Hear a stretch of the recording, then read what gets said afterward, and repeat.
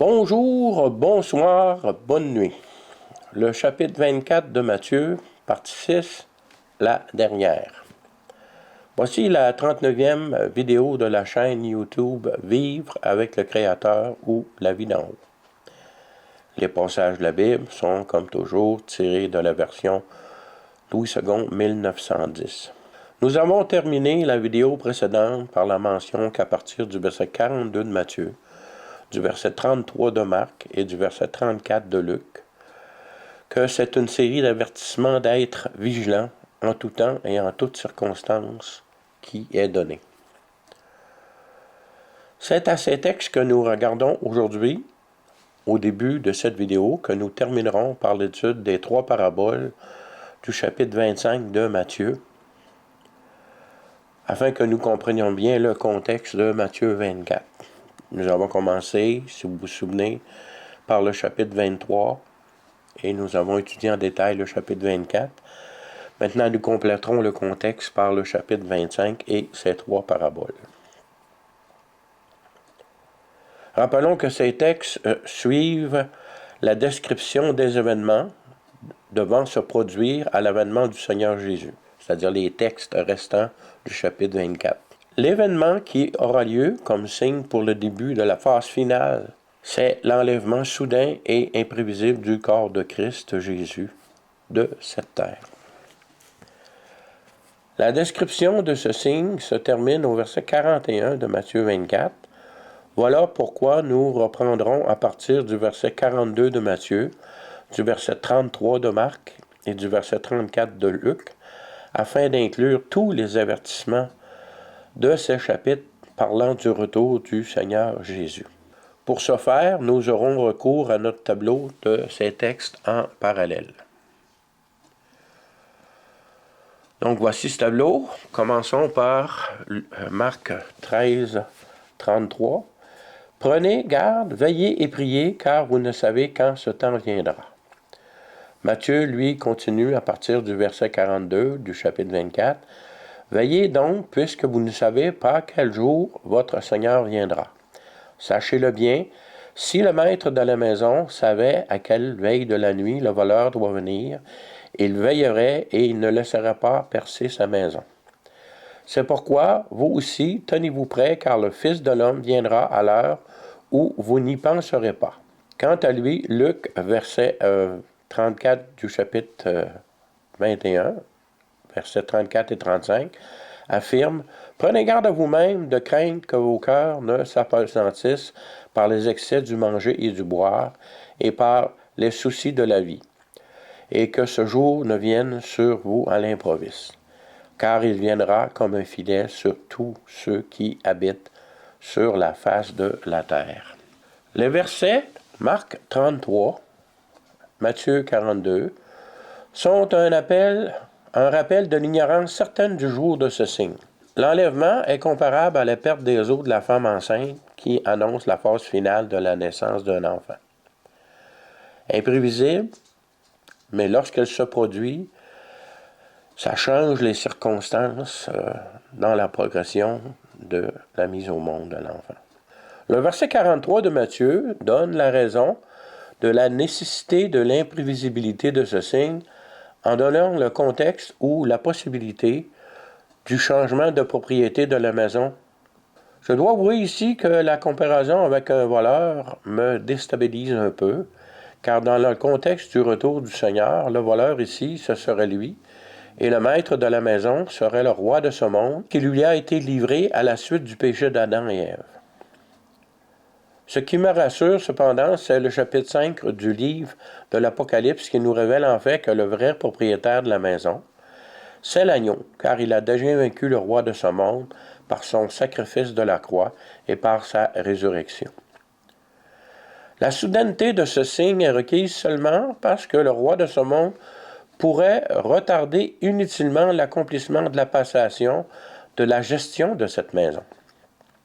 Car comme sa défaite s'est déjà produite, il lui est impossible de l'empêcher. C'est seulement la grâce du Créateur qui en a retardé la mise en application pour le bien de ceux qui hériteront du salut pendant cette période de grâce.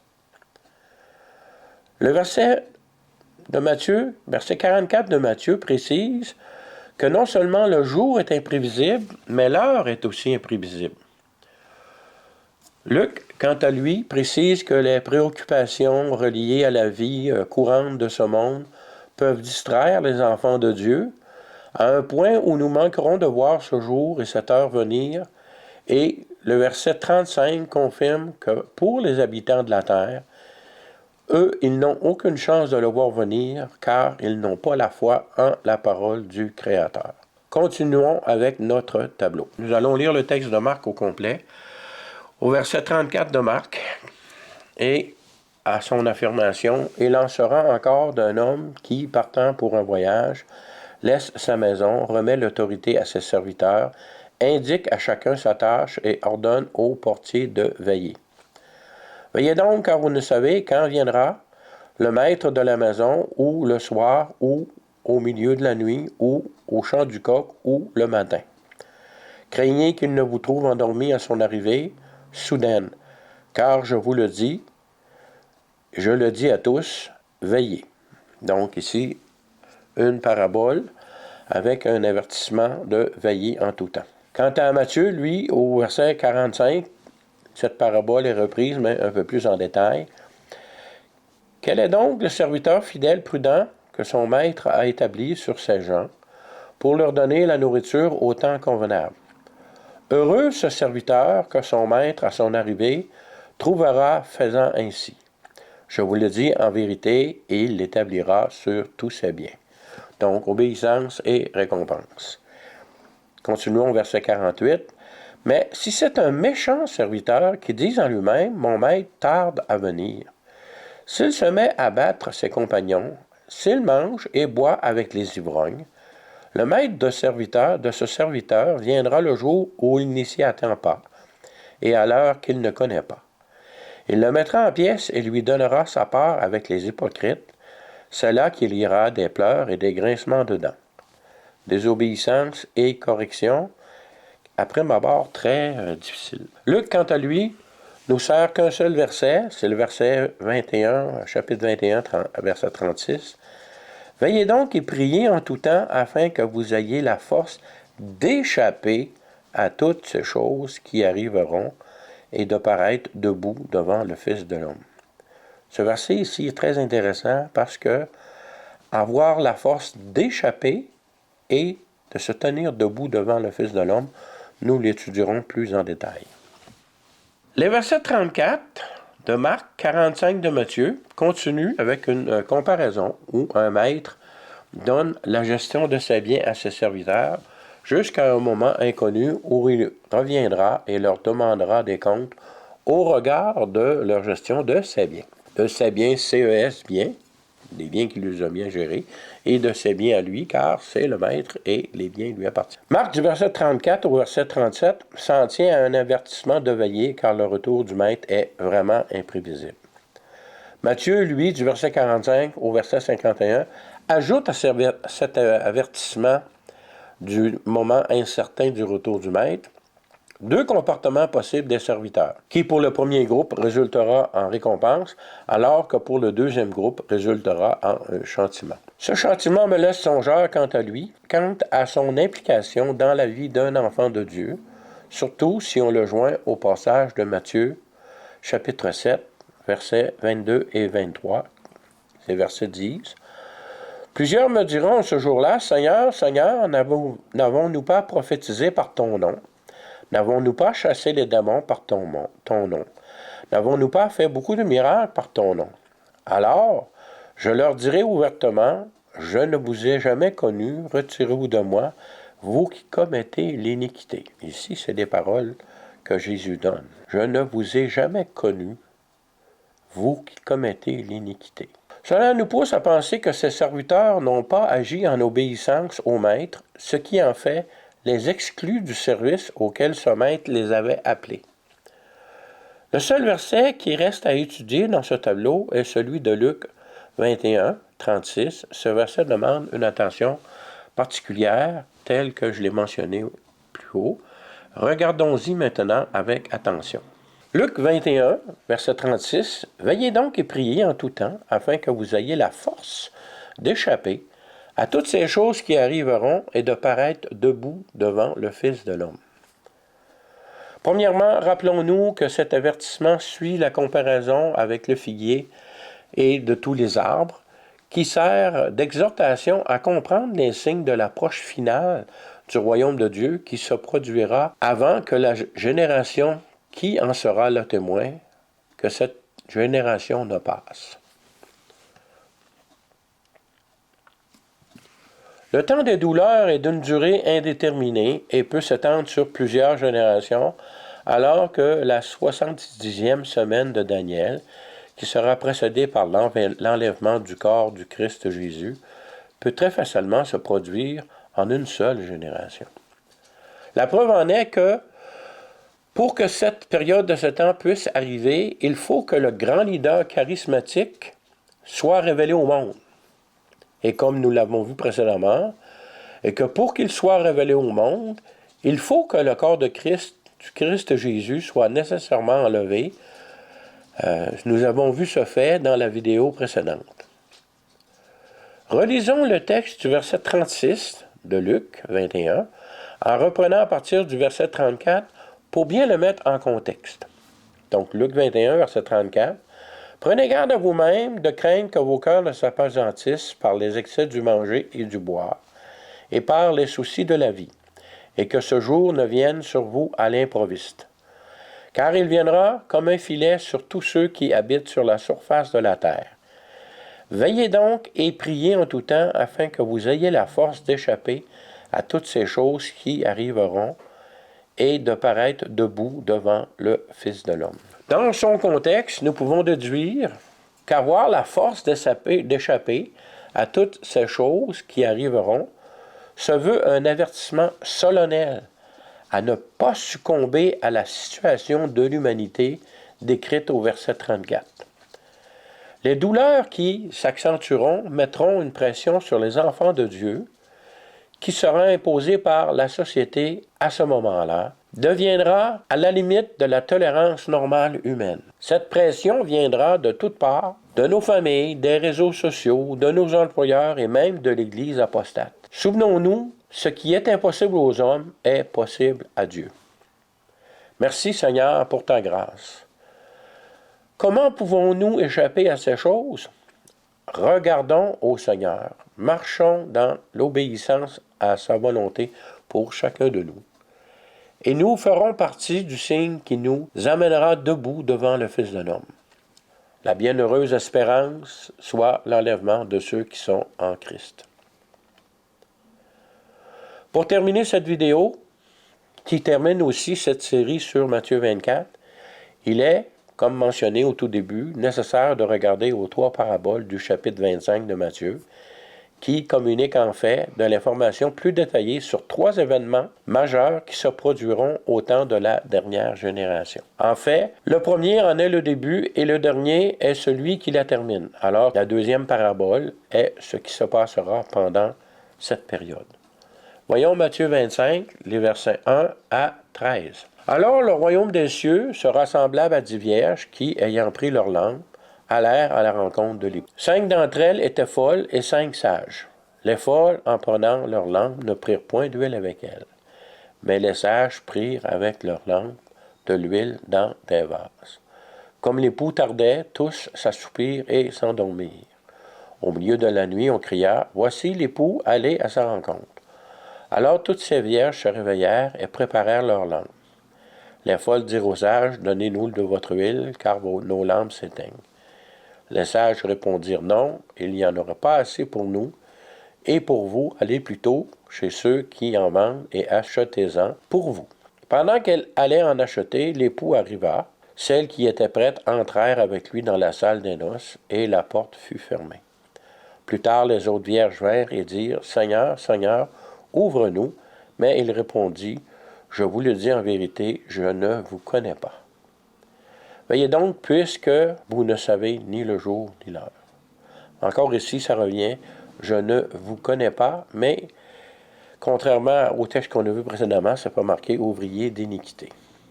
On parle ici peut-être plus de nonchalance ou plus centré sur sa propre vie que sur la volonté de Dieu. Nous avons ici la condition du royaume des cieux lors de l'enlèvement de l'Église.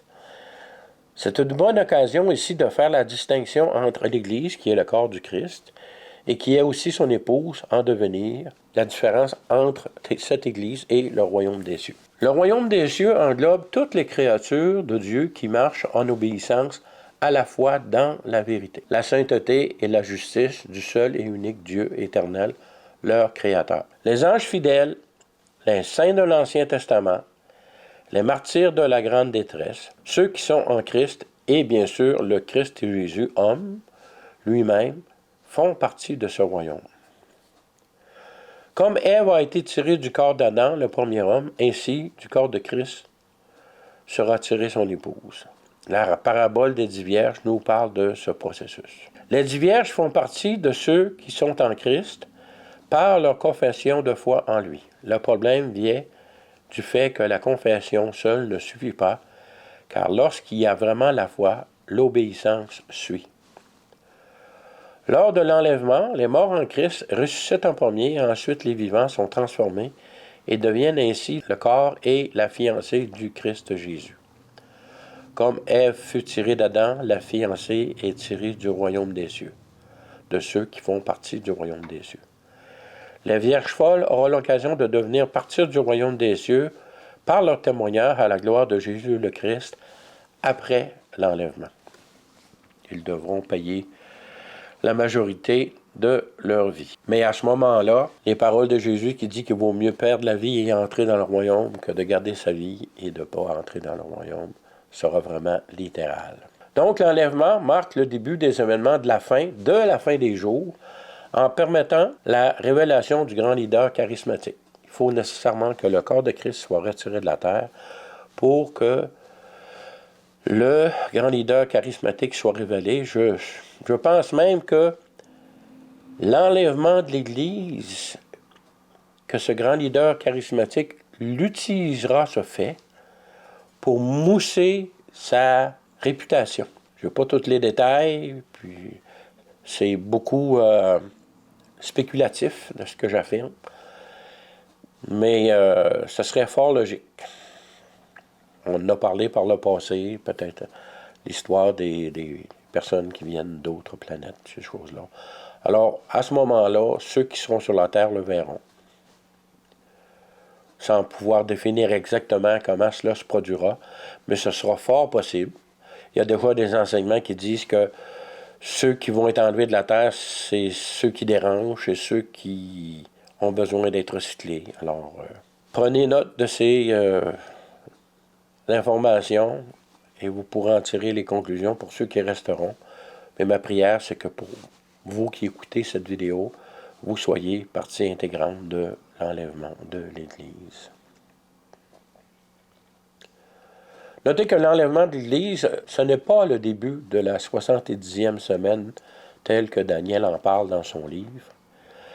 Cette semaine commencera seulement lors de l'entente entre Israël et les nations qui l'entourent, sous l'égide du grand leader charismatique. Donc, il faut que ce leader soit révélé au monde. Même, j'ai mentionné par le passé, et je crois que c'est vraiment lorsque le temple, suite à cette entente, sera reconstruit et que les sacrifices reprendront, que ces 7 années commenceront. C'est mon opinion personnelle. Encore là, seuls les faits révéleront si j'ai raison ou si j'ai tort. Mais à ce moment-là, pour moi, ça ne fait pas beaucoup de différence. On garde un scénario logique, mais il faut ajuster ce scénario lorsqu'il ne s'agit pas d'une révélation divine, mais juste d'une conclusion atteinte suite à l'étude des événements et de la parole de Dieu. Continuons avec le deuxième événement, donc la deuxième parabole de Matthieu 25, au verset 14. « Il en sera comme d'un homme qui, partant pour un voyage, appela ses serviteurs et leur remit ses biens.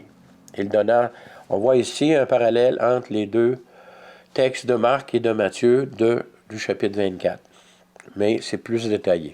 Il donna 5 talents à l'un, 2 à l'autre et 1 au troisième, à chacun selon sa capacité et il partit. C'est important ici, le maître respecte toujours la capacité de chacun. C'est écrit dans la parole de Dieu qu'à celui qui lui est donné beaucoup, il sera redemandé beaucoup. Donc, c'est un peu en parallèle avec en lien avec ne vous mettez pas tous à enseigner, car ceux qui enseignent auront des comptes plus importants à rendre.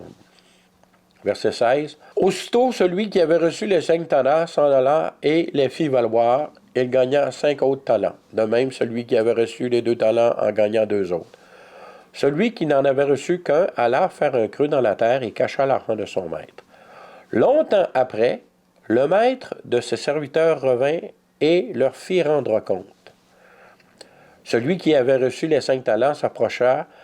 En apportant 5 autres talents, il dit, « Seigneur, tu m'as remis 5 talents, voici, j'ai gagné 5 autres. » Son maître lui dit, « C'est bien, bon et fidèle serviteur, car tu as été fidèle en peu de choses, je te confierai beaucoup, entre dans la joie de ton maître. » Celui qui avait reçu les 2 talents s'approcha aussi et il dit, « Seigneur, tu m'as remis 2 talents, voici, j'en ai gagné 2 autres. » Son maître lui dit, « C'est bien, bon et fidèle serviteur, tu as été fidèle en peu de choses, je te confierai beaucoup. Entre dans la joie de ton maître. » Celui qui n'avait reçu qu'un talent s'approcha ensuite et dit, « Seigneur, je savais que tu es un homme dur, qui moissonne où tu n'as pas semé et qui amasse où tu n'as pas vanné. J'ai eu peur et je suis allé cacher le talent dans la terre. Prends ce qui est à toi. » On voit ici qu'au moins ce serviteur est honnête dans son affirmation. Par contre, sa compréhension et sa connaissance du maître, l'image qu'il a de son propre maître est dure. Son maître lui répondit, au verset 26, « Serviteur méchant et paresseux, tu savais que je moissonne où je n'ai pas semé, et que j'amasse où je n'ai pas vanné. Il te fallait donc remettre mon argent au banquier, et à mon retour, j'aurais retiré ce qui est à moi, avec un intérêt. Ôtez-lui donc le talent et donnez-le à celui qui a les 10 talents. Car on donnera à celui qui a, et il sera dans l'abondance. Mais à celui qui n'a pas, on ôtera même ce qu'il a. Et le serviteur inutile, jetez-le dans les ténèbres du dehors, où il y aura des pleurs et des grincements dedans. » Encore ici, le verset 30 me laisse songeur concernant la destinée du serviteur méchant, surtout en rapport au texte du passage de Matthieu 7, vu précédemment, où il dit « Éloignez-vous de moi, vous qui commettez, je ne vous connais pas, vous qui commettez l'iniquité. » La foi confessée par ce serviteur, comme nous avons eu précédemment pour les vierges, n'est pas suffisante. Il faut l'obéissance comme preuve de cette foi. On voit dans ce passage que l'obéissance sera récompensée à la mesure des talents reçus, étant donné que celui qui en avait 5 en a produit 5, celui qui en avait 2 en a produit 2. Le minimum qu'un enfant de Dieu peut faire, c'est utiliser le talent qu'il a, peu importe ce qu'il va produire, pourvu qu'il produise. Le rôle de chaque enfant de Dieu est de transmettre la bonne nouvelle à ceux qui l'entourent. Que ce soit une personne, que ce soit 10 personnes, l'important, c'est d'être obéissant et d'être le témoin qu'on doit être pour Jésus le Christ dans le monde dans lequel nous sommes aujourd'hui. Nous avons ici la description du tribunal de Christ dont Paul parle dans 2 Corinthiens, chapitre 5, verset 9. C'est pour cela aussi que nous nous efforçons de lui être agréables, soit que nous demeurions dans ce corps, soit que nous le quittions. Car il nous faut tous comparaître devant le tribunal de Christ, afin que chacun reçoive selon le bien ou le mal qu'il aura fait étant dans son corps. Le passage de 1 Pierre nous avertit que le jugement commence par la maison de Dieu. Donc, on voit ici la progression, l'enlèvement, le jugement de la maison de Dieu dans la 2e parabole. Comme Pierre l'affirme dans 1 Pierre, chapitre 4, commençons au verset 15, « Que nul de vous, en effet, ne souffre comme meurtrier ou voleur ou malfaiteur, ou comme s'ingérant dans les affaires d'autrui. Mais si quelqu'un souffre comme chrétien, qu'il n'en ait point honte, et que plutôt il glorifie Dieu à cause de ce nom. Car c'est le moment où le jugement va commencer par la maison de Dieu. Or, si c'est par nous qu'il commence, quelle sera la fin de ceux qui n'obéissent pas à l'évangile de Dieu? Et si le juste se sauve avec peine, que deviendront l'impie et le pécheur? Ainsi que ceux qui souffrent selon la volonté de Dieu, remettent leur âme au fidèle Créateur en faisant ce qui est bien. Comme je viens de mentionner, nous voyons dans ces deux paraboles une progression logique. Celle des vierges montre l'enlèvement d'Église qui est une sorte de préjugement. Et celle des talents montre clairement le jugement de la maison de Dieu. Ensuite, la troisième, celle des boucs et de brebis, parmi les nations de la terre, après le retour du Christ Jésus, contenu dans les versets 31 à 46 de Matthieu 25, nous en donne les détails. Nous avons déjà regardé cette parabole dans la vidéo 37 de cette chaîne, soit la partie 4 de cette série sur Matthieu 24. Nous ne la regarderons pas à nouveau. Je veux juste amener votre attention sur le verset 19 et le verset 31 de Matthieu 25, afin de montrer la différence de contexte de ces deux paraboles. Dans le verset 19 de la deuxième parabole des talents, nous voyons qu'il y a un lien serviteur-maître déjà bien établi. 25-19 dit « Longtemps après, le maître de serviteurs revint et leur fit rendre compte. » Dans la parabole des vierges, on parle d'époux et d'épouses. Ici, dans la parabole des talents, on parle de serviteurs et de maîtres qui se connaissent déjà parce qu'il les a établis sur ses biens. Alors que dans le verset 31 de Matthieu 25 toujours, c'est un roi dans toute sa gloire qui vient présider à la séparation des boucs et des brebis, basée sur leur obéissance, qui est la preuve de leur foi dans la venue de ce roi. On s'entend ici que c'est les populations mondiales. Donc le verset 25, chapitre 25, verset 31 dit « Lorsque le Fils de l'homme viendra dans sa gloire, avec tous les anges, il n'est pas mentionné nous, mais nous on sera là aussi, et il s'assiera sur le trône de sa gloire. » Clairement un roi ici, un roi glorieux. Et après cette séparation des boucs et des brebis et le jugement qui est inclus, on voit venir le règne de 1000 ans de Jésus sur cette terre. Ceci complète la série de vidéos sur le chapitre 24 de Matthieu. Mais avant de vous quitter aujourd'hui, je veux de nouveau répondre à la grande question « Comment entre-t-on dans l'âge de la fin des temps ?» Comme mentionné à maintes reprises dans mes vidéos, il faut que la personne elle-même renonce à ses manques d'amour tels que définis par le Créateur. Pour ce faire, il faut croire au Créateur et en son Fils Jésus, afin de pouvoir faire l'échange conscient de vie entre la vie parfaite de Christ et la vie imparfaite de la personne. Vie imparfaite que Jésus lui-même a fait ce qu'il fallait pour que le péché, les manques d'amour de cette personne soit expié pour satisfaire la sainte justice du Créateur de toutes choses. Donc, je répète ma prière de la dernière vidéo. Ma prière aujourd'hui est que chaque personne qui visionne une de mes vidéos soit convaincue par l'Esprit Saint de la nécessité de faire cet échange et qu'elle le fasse en toute conscience, fermement et définitivement, en délaissant les iniquités de son ancienne vie, car elle obtiendra la vie de Jésus.